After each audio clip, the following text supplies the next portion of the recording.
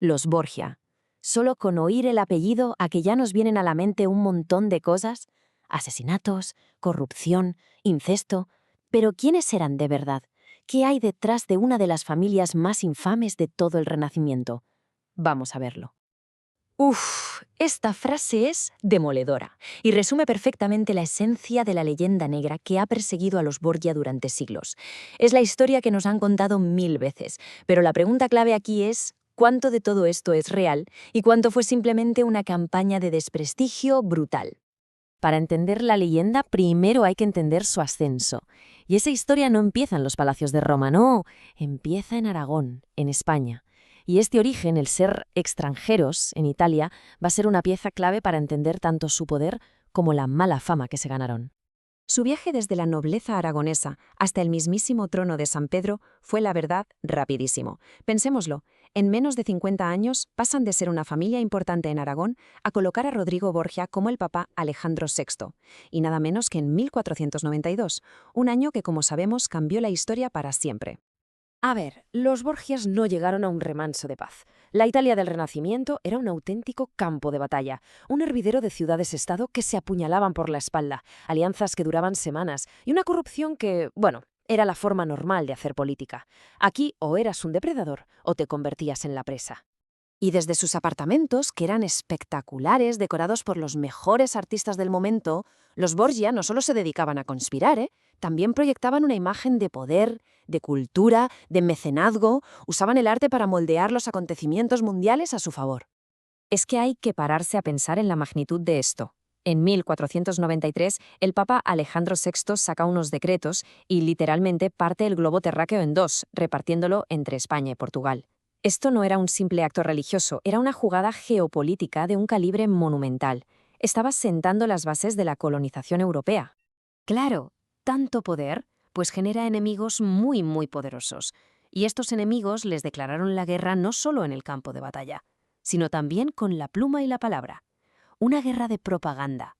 Y a esta campaña sistemática de difamación, basada en exageraciones, en medias verdades y en muchos prejuicios, se le acabó poniendo un nombre que ha llegado hasta nuestros días: la leyenda negra. Es que fue la tormenta perfecta. Por un lado, tenías la envidia de las familias italianas de siempre. Por otro, un sentimiento antiespañol que los veía como intrusos.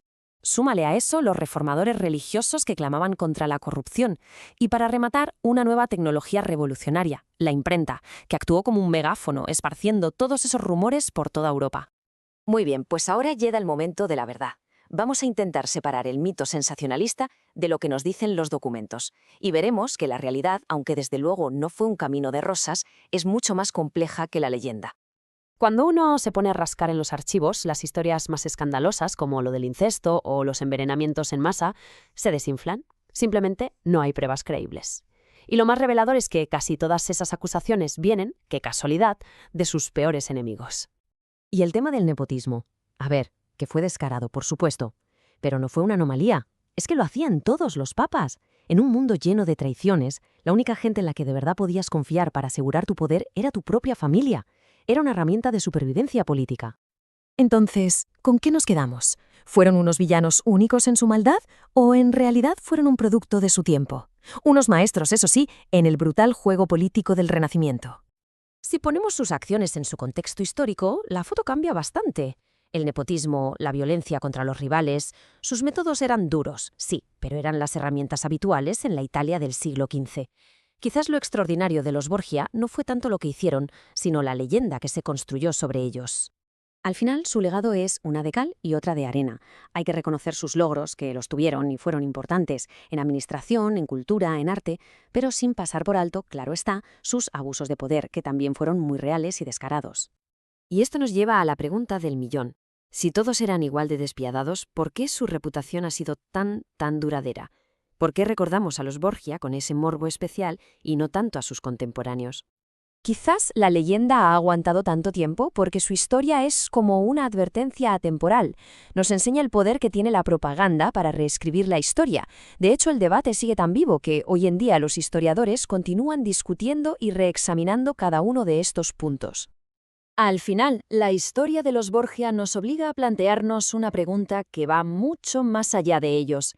¿cómo podemos separar a una figura histórica de la leyenda que la envuelve? Y, sobre todo, ¿es posible, después de tantos siglos, llegar a conocer la verdad? Ahí queda la reflexión.